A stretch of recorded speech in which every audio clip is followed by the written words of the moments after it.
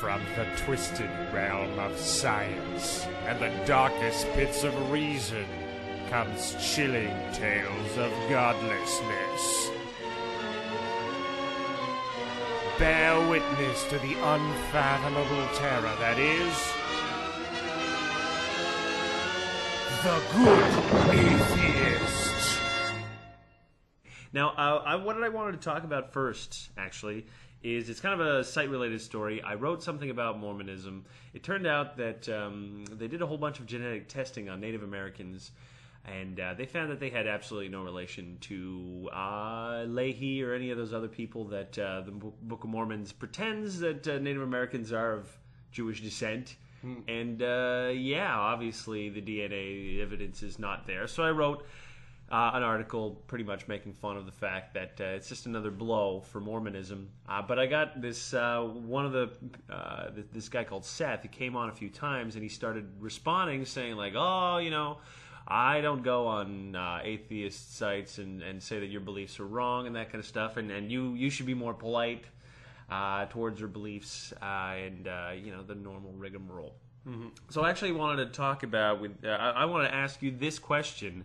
From your perspective, is like, do you think I'm impolite when it comes to religion? I want to know your thoughts. Well, I think that you can be. Very obviously on the radio show, you are. I find that on the site, you try and be at least a little bit more balanced, but you know, when you feel like you're in a funny mood, you'll get pretty offensive. That's true.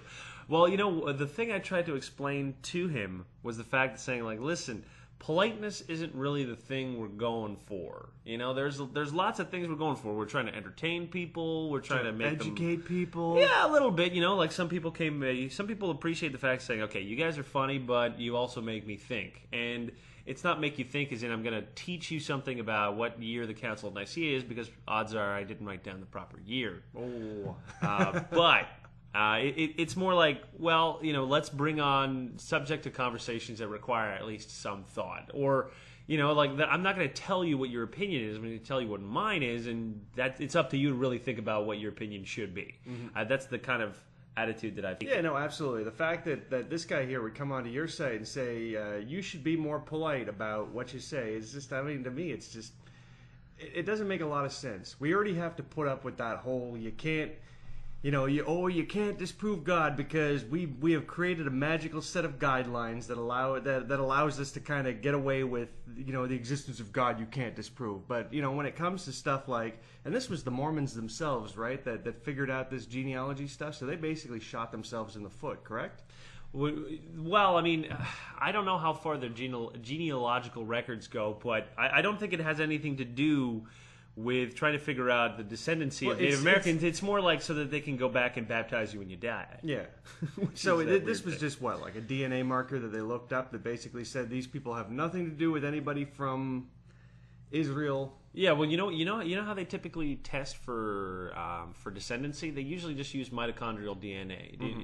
If you don't know what that is, basically there's mitochondria that are in your cells. Basically, what they do is they convert oxygen and that kind of stuff into kind of like the energy that your cell needs to live. Like it is crucial to you surviving. And it turns out that it doesn't have the same DNA that the rest of your body does.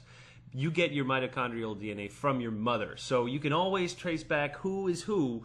Going, you know, tracing back that mitochondrial DNA. And it turns out that, like, say for Europeans, it all comes back to, like, the same 7 women.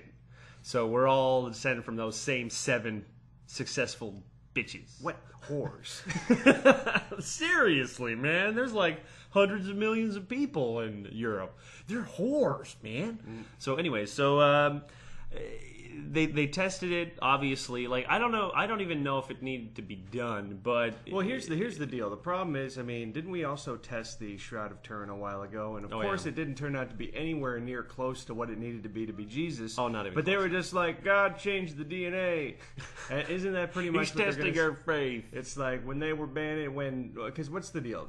The Mormons say that what, Indians are evil Jews? Pretty much, yeah.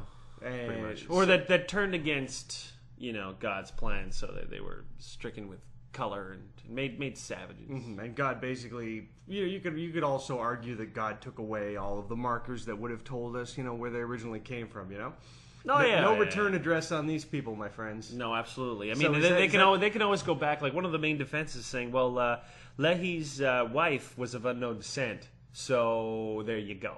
That's their excuse. But I'm like, look, she wasn't of Asians along the Bering Straits kind of descent. All right, like that's we have a very good idea of where the native population of North America came from, and it wasn't anywhere close to the Middle East. Yeah. I mean, it's obvious that it's just someone making some shit up in their heads. The same guy that was arrested and indicted for fraud many times writes a religion, and then everyone is surprised that he made things up. Anyway, it's pretty freaking ridiculous. But one thing that I did want to talk about, at least just in terms of politeness, is this is a kind of argument that a lot of religious people will use with atheists, is saying, "Oh, you're not being very polite. You're not respecting my beliefs, and you're doing your own movement, quote unquote, a disservice by being mean."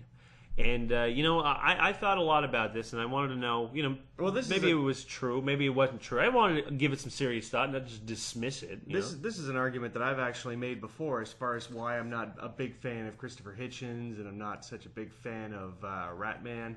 Ratman. Are you talking about Sam Harris? No, not Sam Harris. Sam Harris is a Ratman. Dawkins? Yeah, Ratman? there you go. Dawkins is a Ratman? Dawkins reminds me of a Ratman. Damn, that's not nice. I'm sorry. Well, Sam Harris reminds me a bit of a Dumbo with those giant ears, though. They are quite large. I've never seen a picture of Sam Harris, actually. Whatever. People are going to make fun of my damn eyebrows. Every atheist got some kind of physical deformity. That's just the honest truth. We all look hideous. God has struck us down with some sort of hideousness. I've got a stump arm. Well, that's why we hate God, because of my huge eyebrows, and Richard Dawkins must hate God because he looks like a rat, and that's really the only reason, right? Exactly. Well, okay, but the whole Hitchens thing, I guess that is a bit of an exaggeration, because he is a bit of a, what's what I'm looking for, grumpy curmudgeon. Yeah. But at the same time, I've kind of appreciated the fact that he takes this very, I really don't need to be worried about your personal feelings in this matter, because you know what, in terms of the conversation, a person could tell me, well, I believe in God, and he's intangible, and he gives me love, and so on and so forth. I can't deny those things. But when a person starts making claims that I can test, like Native Americans are really from the Middle East, Jesus was born of a virgin, the universe is 6,000 years old. The universe is 6,000 years old. These are claims that they're like, okay, well, time for us to get into gear and test out that shit, because we can do that, and when it comes back and it's found invariably to be wrong and made up by just some dude, I get annoyed that the response is obviously, well, that doesn't explain everything, and you still haven't disproven God. I'm just like, look, we may not have disproven the God the way you described, but we've disproven everything else factual that you have laid at our feet. Everything you've ever put, we've been able to put, sort of bitch slap back down to earth. I'm like, that's not a good track record. No.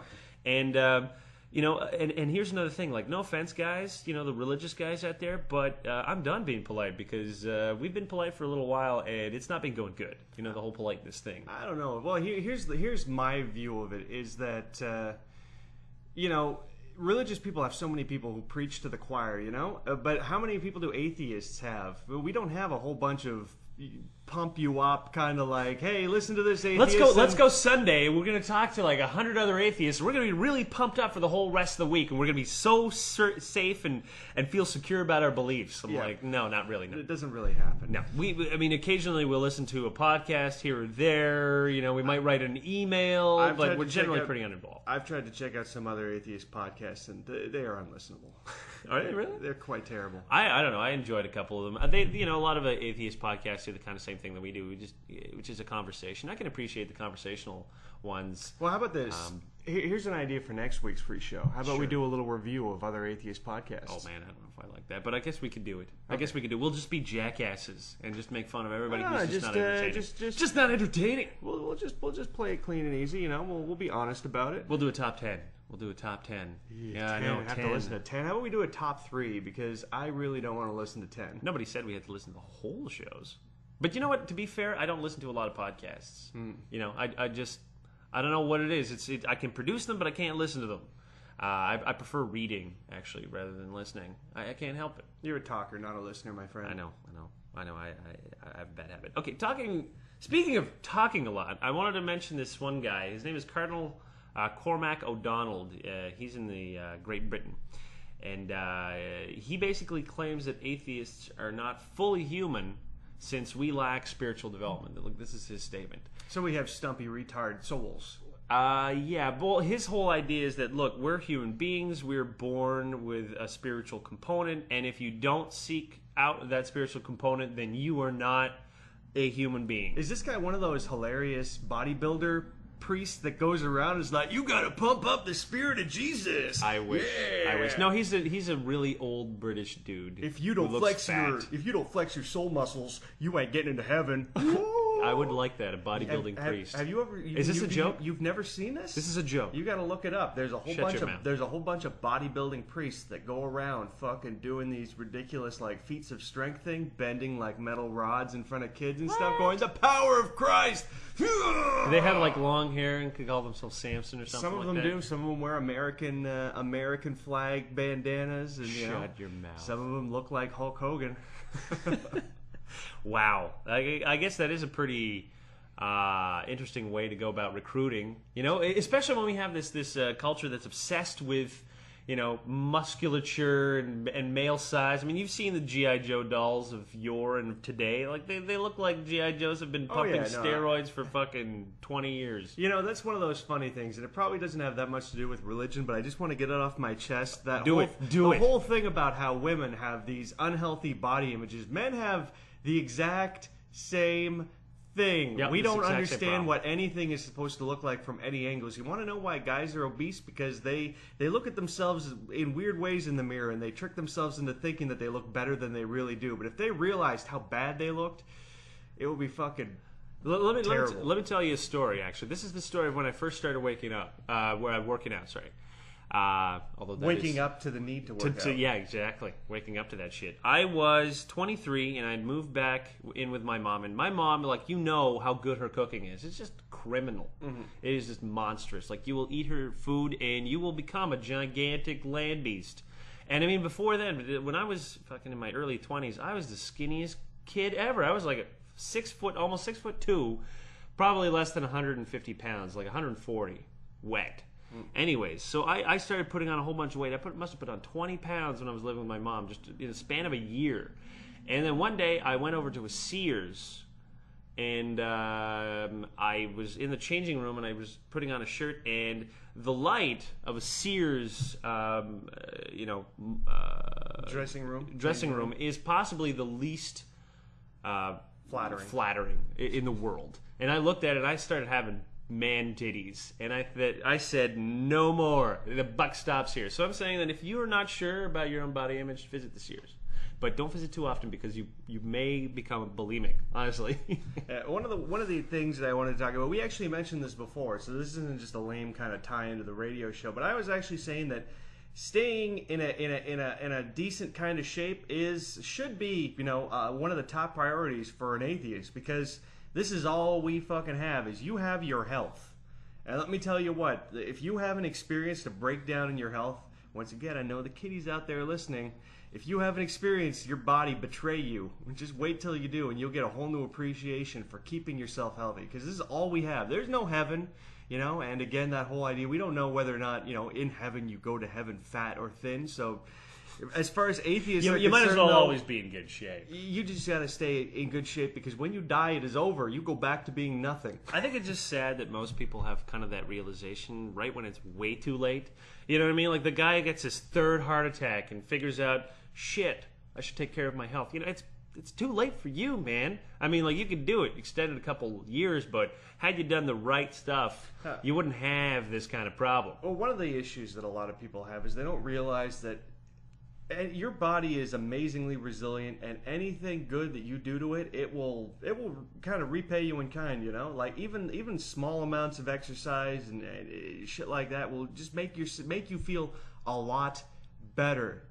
Just the least amount of exercise you do. It doesn't matter if you don't go on a diet or anything like that. Just start doing some active things, for God's sakes. It's the only logical conclusion to make. It really is. I mean, you got one life, and you are mostly in control of, How long and the quality of. Yeah, exactly. So my suggestion is, go out, pick a sport if you need to, join a gym if that's not available to you.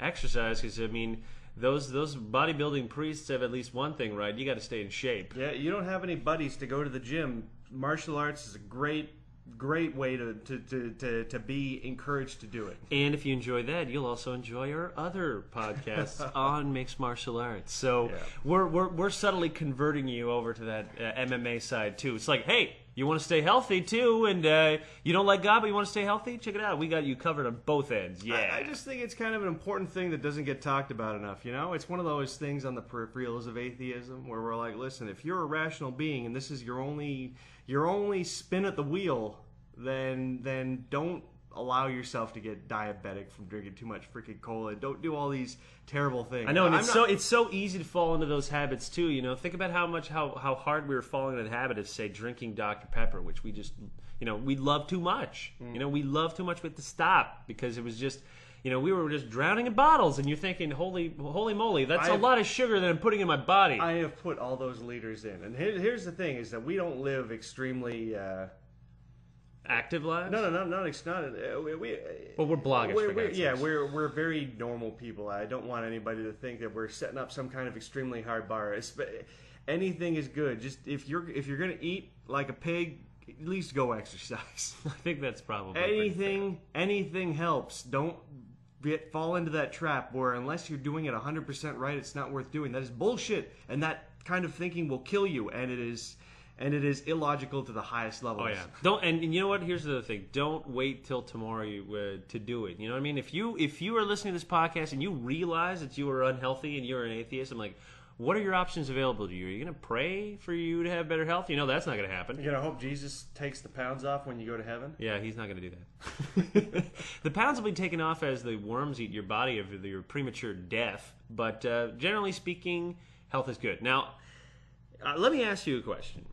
What is the last bastion of people who believe in God? Like, because we know that when you know evolutionary theory, part of your whole mystery of where did we all come from gets solved, right? That mystery gets solved. You're like, well, we came from a simple cell organism that became more complex until they eventually formed, mammals like us and apes and so on and so forth. Yeah, evolution has basically debunked the creation of life on Earth. Right. So what is the one thing they usually say they have left?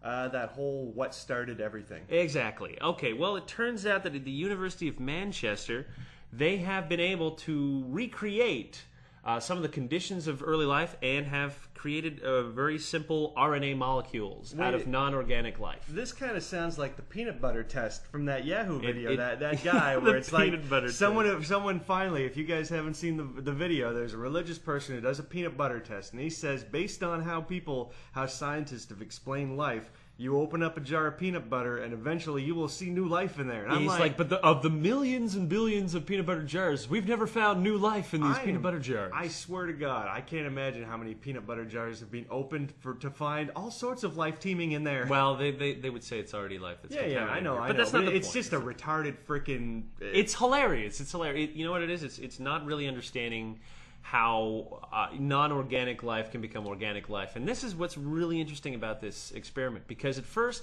they were having a real problem. They're like, how do we get these molecules to arrange themselves in a particular sequence, which is difficult. They're like, let's think about the conditions of life. So rather than try to mix all those ingredients at the same time, what they decided to do was they were just going to kind of like simulate what would happen if you were near the water and it was constantly evaporating and getting moistened again and evaporating. It turns out that when these particular organic molecules were together in a pond of water and evaporated, then they would sort of like form these complex chains, and this process was repeated again and again and again and again, and next thing you know, boom, fucking molecules that resemble RNA that can divide and those kinds of things. And all of a sudden you realize, holy moly, is it really that easy? Is it that easy? And I venture to say that I think it is. I mean, there are so many fundamental laws of physics that just make it so that stars form, or planets forms, or moons forms, and they form predictably. Well, how you can figure that there are how many suns out there?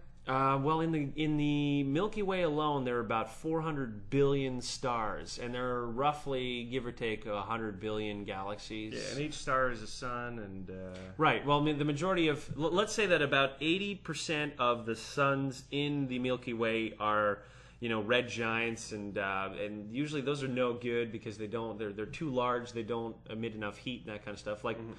Our sun, which most people call an average star, actually isn't that average. We're kind of in a lucky place because the star is small enough that it doesn't become too large and use too much of its fuel immediately.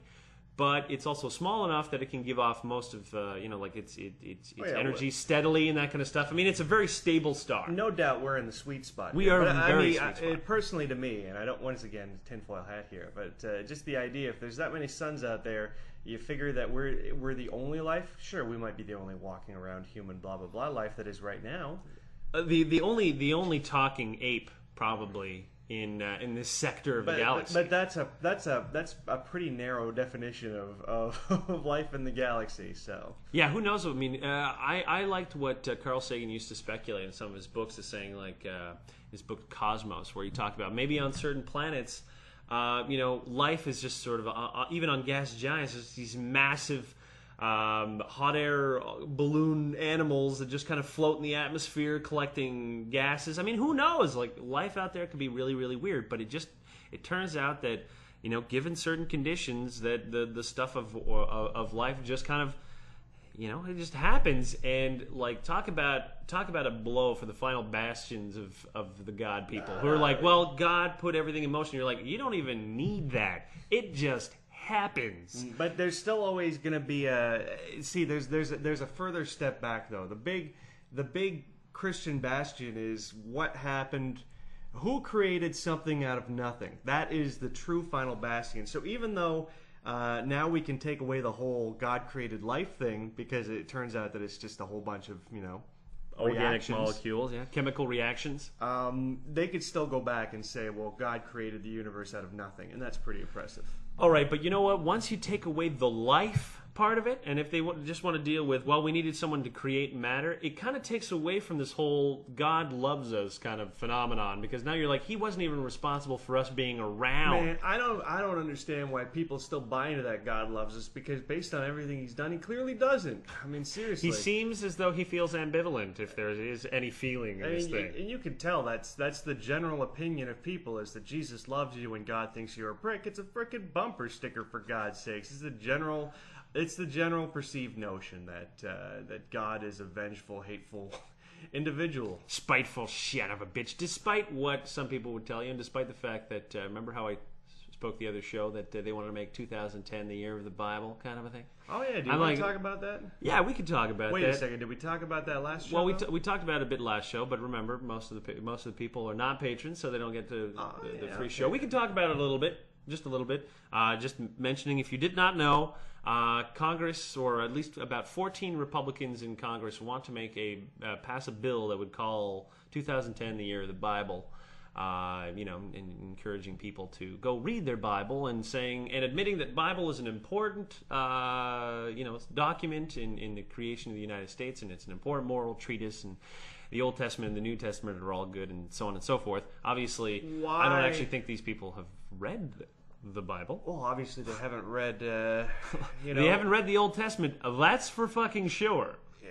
Yeah, it's an important moral document, my ass. I get annoyed that really they don't have anything better to do. Well, here's the whole thing: is that, I mean, it's such an affront to the whole separation of church and state. And I just don't understand why these guys continue to try and throw up these divisive walls. It's like, we obviously know that we're in the middle of this kind of religion. It's not a religious war, but people are trying to set us up to get into this kind of religious, Islam versus everything else kind of situation. I think they set these up so that we have to walk in, look like the bad guy, saying, no, you can't introduce this. This is a violation of the Establishment Clause, or so on and so forth. And then they look like they're the ones being prosecuted, despite the fact that they invited trouble. You know, I mean, okay, it does sound like you're saying if a sexy girl walks into a club and then gets sexually assaulted, that it was her fault. But that would be. That's not the right example. That's not actually. I wasn't thinking that at all, but because I'm like they were inviting it. No, they're more like they're walking around in a crowded place with a gun and they're surprised that a police officer shot him down. Well, do you figure it's a setup or do you think it's just kind of a side thing? I think it's both. I mean, it works both ways. Number one, the best case scenario, it'll go through. And all of a sudden, they'll be able to promote religion. And worst case scenario, the ACLU and all these other guys will fight you, and you can keep saying that, we're being prosecuted as Christians, and we got to take back this country for Christ and for Jesus. And like these are the kinds of this is what they're setting up here. They're setting up a confrontation for the quote-unquote soul of the nation. It's either a Christian nation like full on or it's not, and that's the false dichotomy they're going to give you. They can't admit that up until now it's been working pretty good as a completely separate entity, but now they're like, well, we need to be incorporated or else. Well, what's funny is it's just the whole idea of it's hard to vote against something like this because then you just look like a gigantic douche, and it's ridiculous because obviously, we have laws in place that are supposed to keep this kind of stuff from even being brought up. Well, think about how much Obama got shit for saying that the United States was not a Christian nation, because every fucking Christian lost their mind of saying, like, how dare he say that? And he was just upholding the fucking Constitution. And I think it was probably one of the coolest things he's done, It's a pretty bold thing for him to say, but you know what? He's always taken that flack of saying, oh, you're not a real Christian, blah, blah, blah. And apparently if you're not touting the line, you aren't a real Christian. And I'm going to tell you something, too. You moderates that listen to the show for some unknown reason. I don't even know why, but you'd be listening. But if you are listening, I got to tell you something. You got to take back your Christianity from these guys, because honestly, they were going to destroy what you love. All right, the country that you love cannot function as a theocracy. It would be, I'd be bad. I'd say. What do you think? I completely agree. A real Christian nation. I mean, like, have you seen most places that are theocracies? These are hellholes, man. You just got to understand. As soon as you tie morality to, well, not morality to law, but it's just basically the idea that all of a sudden you put religious people in power and they start banning things that aren't bad. They're just against the Bible, against religious rules. And God knows what it'll be, depending on how hardcore the people get in. It could just mean no homosexuality, or it could be no sex before marriage, or it could, it could go all the way to no wearing certain fabrics and no eating certain animals. You know what? You can see certain trends. Like in the 1920s, there was the Anti-Saloon League that kind of came in, and they were hardcore Christians that were prohibitionists, right? And the government at the time was pretty weak. I mean, President Harding was like the worst president. He was even worse than George W. Bush. I know that's hard to imagine, but he was. And wasn't he playing poker and having sex? In the he Oval was. Office and yeah, stuff? he did. Yeah. Look him up on Wikipedia. He's a fun character. Harding is awesome. You got to read about Harding. Awesomely terrible. Oh yeah, no, but I mean, you just have to appreciate the fact that this was just a party dog. You know what I mean? Anyways, so the Anti-Saloon League comes in. They bring in prohibition, and what happens? Well, it's misery in the United States because they make alcohol illegal, and the crime rate shoots up, organized crime becomes stronger, so on and so forth. I mean, this is what happens when you invite these prudes. They create all kinds of laws that seriously fuck everything up. Like, things were going good until prohibition was brought in. And there's no reason to ban beer and alcohol. There's no reason to do this. If you have it on the market, you can tax it, and people will generally be reasonable about it. Yep, there will always be those that abuse it, but you want to send those suckers to jail for abusing a drug? I think that's pretty damn stupid. But this is just another example. I mean, like, anytime there's a weakness in the government, you let the religious people in, they will come in and they will put laws that will frighten you to your very bone. I mean, like, the whole big brotherism that they always say, like, we need to worry about one world government. I mean, what is religion but a one world government, really? I mean, they're trying to govern every aspect of your life, and now they want to do so with the politics. Those are the real one world, evil governments you need to be concerned about, because they want to control your lives, like, thoroughly. They want to control everything about it. They want to control who you have sex with, when you have sex, what the purpose of sex is. And you know what the problem is the moderates probably aren't involved, but the people at the top are, It's one of those things where people need to, once again, going out to these moderate people, look at what everybody else is doing. I apologize that we are being offensive to your religion, but we have to speak out loudly and clearly because there's a lot of other people out there who are trying to take away our rights and trying to enforce the religious rules and guidelines that are just retarded. Well, it just goes back to the first point that we made. Like, are we being impolite? And just, we don't have much of a choice when there is that kind of pressure being put against us. I mean, when a cardinal says that we're not fully human, who's being impolite here? This man who thinks that I am literally a fucking dog for not believing that Jesus was born of a virgin, like he says that of me? How fucking dare you? And don't forget that you're going to burn in hell. Oh yeah, and I'm going to burn in hell because apparently I don't wear a white little collar around my neck or molest children or keep that shit covered up. Yeah, I'm the one who's not fully human. You're part of an institution that molested hundreds and thousands of kids. I'm good. I'm good with my institution. I don't even have one. I just don't believe in yours. Religious people who say that atheists killed millions of people. Oh, yeah. Of course, atheists did. They killed millions of people. No, some crazy guys that didn't believe in God killed a bunch of people. So what? A bunch of crazy guys that did believe in God killed a bunch of people too. Just goes to show you, human beings are killers and crazy. Let's not give him more reasons to be crazy. That's just my advice.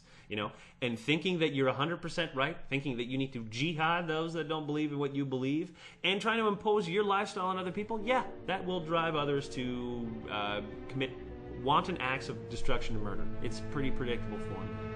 Just saying. All right, with that, we will catch everybody on a Tuesday.